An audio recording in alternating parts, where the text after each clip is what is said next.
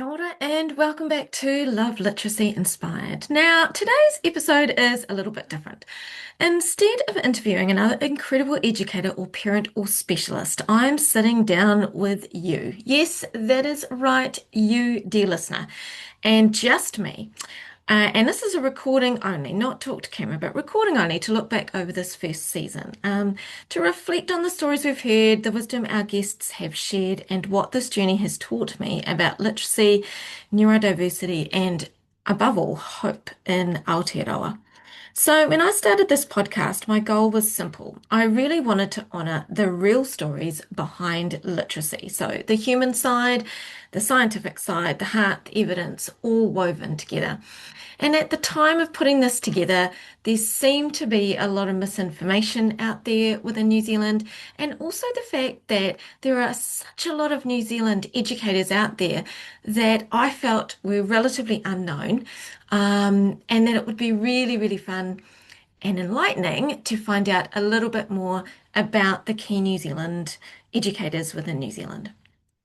Um, and as I listened back over all of those 13 episodes, plus our Dyslexia Myths special, four big themes kept showing up again and again. So today I want to talk and walk you through these themes, pull out some of the standout moments, and celebrate the people who were brave enough to sit with me and share our journeys. So let's begin with the first theme. And honestly, it's the one that sits right at the center of this whole podcast. So here we go. Theme number one, turning pain into purpose. So, one of the strongest threads this season was this. So many of us didn't choose literacy. Literacy chose us, and that would be me included. And most often this happened through the struggles of someone we love. So we had Dr. Eunice Fuchs. Now, Eunice shared how she was a nurse practitioner in critical care, a highly trained diagnostic technician when her daughter started school, and something didn't feel right. Now, this is what she told me. My daughter's brain wasn't reading the way my brain reads. Why? So that one question changed the direction of her career. So she left nursing. She retrained in structured literacy. She homeschooled and she remediated both of her children. And she discovered intergenerational neurodiversity inside her own family. So her journey wasn't planned, but it was her love that led her into literacy. So my second person is Ali Fullick. Now, Ali's story was similar. So she began as a hairdresser in the UK and never imagined she'd become a teacher, let alone an author of decodable books across New Zealand, Australia, and the US. But when her son struggled with reading, everything changed. And she said, I just wanted to help my son, and that led me to helping so many others. Her courage to try something new, which was to create her own set of books where the ones she needed didn't exist, has shaped literacy for hundreds of children. And Ali writes books that are aligned with UFLI or UFLI, as it's quite commonly known as. So my third person that I'm going to talk about that falls within this theme of turning pain into purpose is Nicky Collins. Now, Nicky Collins was a resource teacher of literacy, and she retrained as a teacher at 40 after a career setback, and she eventually became a resource teacher of literacy, leading structured literacy work across 34 schools. Her story reminds us that it is never too late to pivot and never too late to make real change. And I think Nikki's story was one of the standout stories because she's had such a diverse career and also her passion for helping students with dyslexia and being so active within the dyslexic community has been really inspiring. Continuing our theme here, Tiana Connolly. Tiana moved from London to rural New Zealand, stepped into Learning Matters Mahi, retrained in MSL, and built a bilingual intervention business supporting tamariki across the motu. She created Mariki along with myself, Te Reo Māori structured literacy card game because she wanted resource that honoured both literacy and culture. Janine Gartner. So I recently spoke to Janine Gartner and she is incredibly inspirational and that's actually episode 13, the most recent episode on the podcast. Now, Janine spoke courageously about her dyslexia, her perfectionism, and the challenges she faced in school. Despite her dyslexia, or in spite of her dyslexia, she built a business, Tax Agent 99, that finally worked for her brain. And her story is a powerful reminder of why early identification matters. But also, I think it's a powerful story of why we should never give up. And she now homeschools. She has dyslexia. Her husband is dyslexic. Her son is dyslexic, and she homeschools her son as well as running a busy business. And of course, here is my own journey. Many of you know this about me. My son's own story led me into literacy. His challenges became my purpose, and his journey fired up my advocacy, which is what so many of my guests said in this season. So it was my child's struggle that started my literacy journey. It's painful, it's personal, and it's powerful because when parents and teachers turn pain into purpose, systems shift. So here we are, theme number two, the science behind the stories. Across every episode, there was one other pattern. What? Not one other, but another pattern. Underneath the personal stories, there was a strong current of science. The science of reading, the simple view of writing, oral language, speech sound development, morphology, executive function, cognitive science, neuroscience, and evidence-based instructions. So let's look at some of the clearest voices in this space.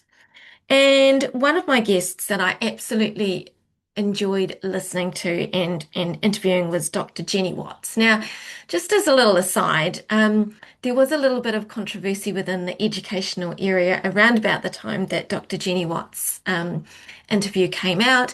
And in all honesty, the two of us were a little bit hesitant about whether we released it or not. Was there going to be backlash?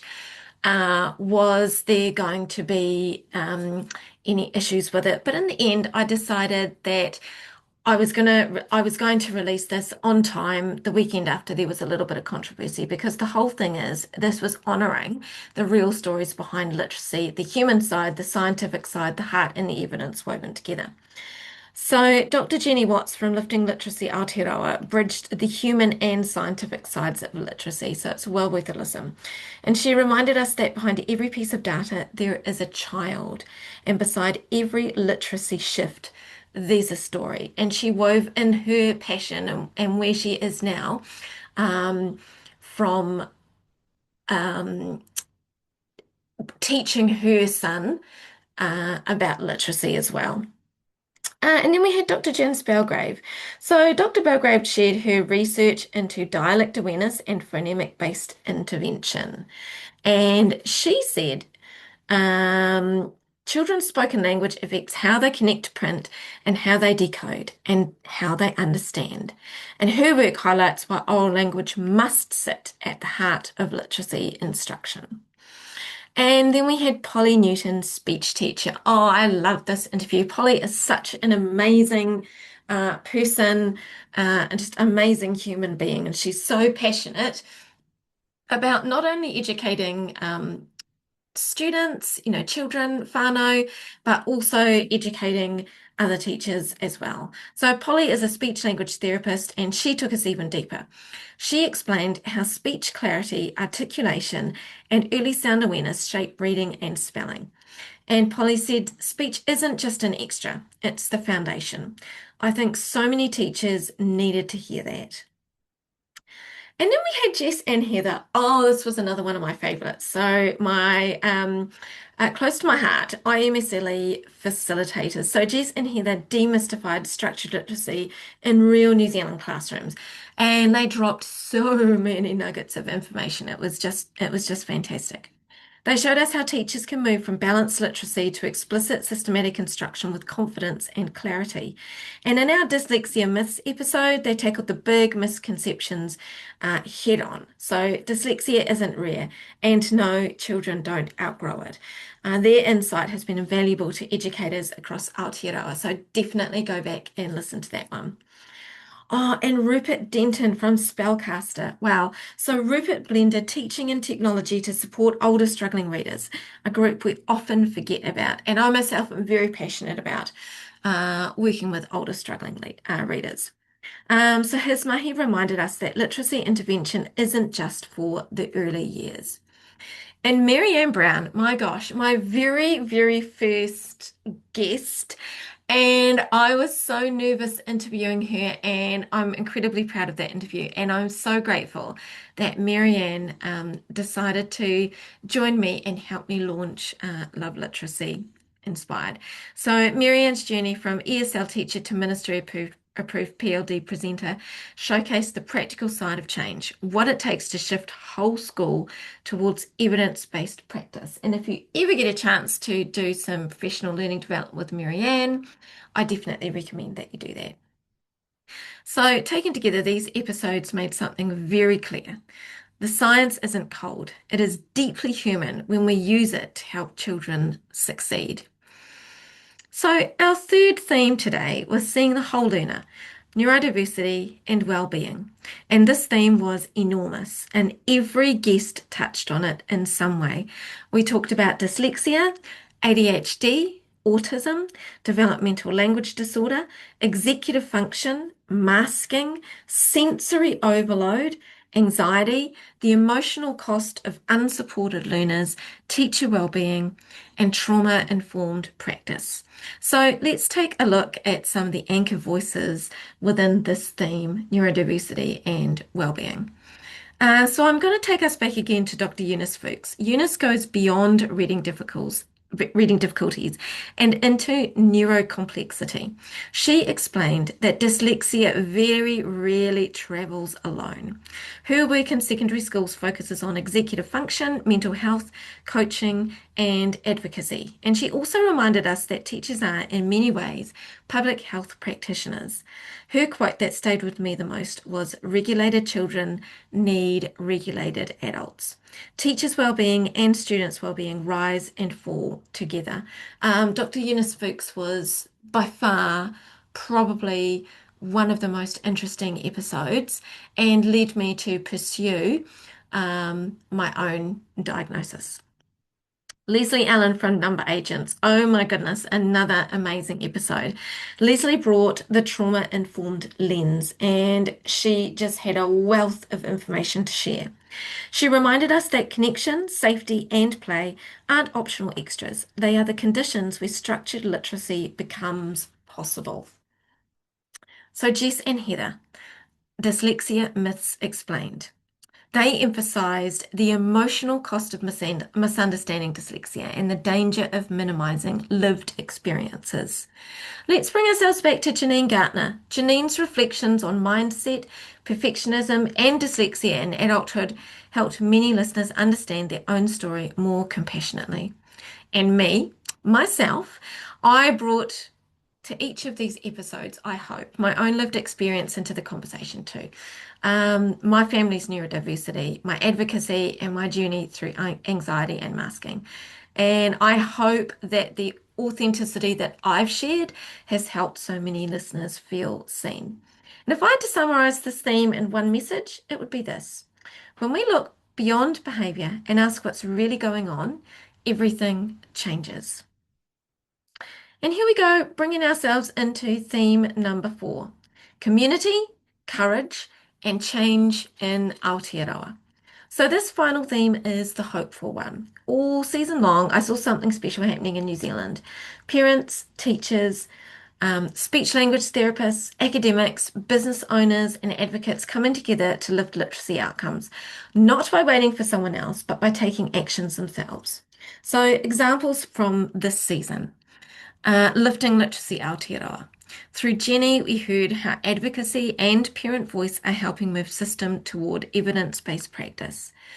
IMSLE. Through Jess and Heather, we saw the depth of training and mentorship teachers are receiving. Creators and innovators. Ali with her decodable books, Tiana with her bilingual Mariki game, Rupert with Spellcaster, and Marianne with nationwide PLD work. They aren't just tiny contributions, they're part of a national movement. And me, yes, my mahi too. My tutoring, my advocacy, Lighted Up Aqua, my literacy resources, and my social media education. And this podcast, it's all part of the same collective momentum. And together, all of us showed something clear. Real change isn't coming from the top down, it's coming from people who care, people who saw something broken and decided to do something about it. So, before we wrap up, what has this season taught me? Looking back, here's what I have personally learned. Number one, literacy journeys are deeply human. Behind every decoding difficulty, behind every assessment report, there is a person, a heart, a story, and a whakapapa. The science matters, or number two, the science matters, but so does compassion. Evidence-based practice is powerful, but only when it is blended with care, curiosity, and the willingness to see the whole learner. It is the subtle art of blending the science with the art of teaching. Number three, neurodiversity requires courage from adults and children. Masking, ADHD, anxiety, dyslexia, sensory overload, these aren't behavior problems. They are lived realities that require relational, trauma-informed support. Number four, teachers are carrying an enormous emotional load. And as Eunice said, you cannot expect regulated children with dysregulated adults. Number five, a literacy movement is already happening. Across Aotearoa, everyday people are stepping up to do extraordinary things, one learner, one classroom, and one whānau at a time. And finally, number six, curiosity without judgment changes everything.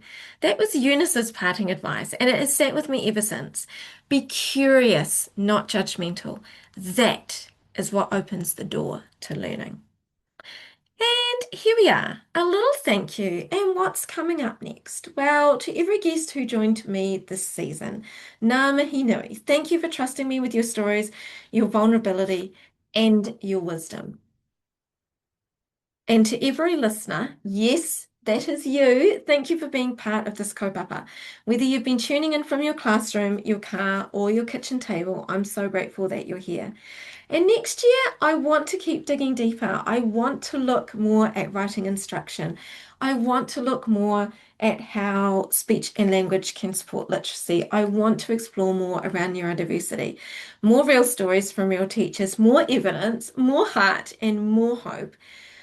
And not only Aotearoa voices. So next year, I plan on opening up season two with looking at our wonderful neighbours over in Australia. So there's going to be a lovely mix of New Zealand, Australia, and other international voices. And hopefully we can draw on some more practical help and advice for those supporting our tamariki. So until then, my dear listeners, I have thoroughly enjoyed this podcast. I'm not going to lie, as some weeks it was incredibly tiring, especially running my tutoring business alongside it. And some weeks I wondered what I was doing.